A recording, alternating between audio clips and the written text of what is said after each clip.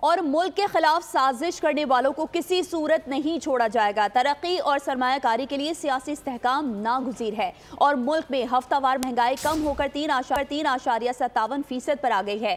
وزیر اعظم شہباز شریف کی وفاقی کابینہ اجلاس میں گفتگو، کہا معاشی استحکام سیاسی استحکام سے جڑا ہوا ہے۔ اس صورتحال میں سول نافرمانی کال سے بڑی دشمنی پاکستان سے اور کیا ہو سکتی ہے۔ وزیر اعظم نے شام کی صورتحال پر گفتگو کرتے ہوئے کہا شام کے معاملے میں ہماری سفارتی پوزیشن غیر جانبدارانہ رہی ہے۔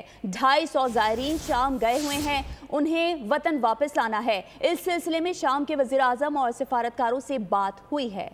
شام کے اندر حالات چند دنوں میں یکسر ہوئے۔ پاکستان کی جو ڈپلومیٹک پوزیشن یہ ہے کہ ہم اس میں نیوٹرل رہے، اس کے نتیجے میں شام میں کوئی ہمارے پاکستان سے 250 زائرین وہاں پر گئے ہوئے تھے۔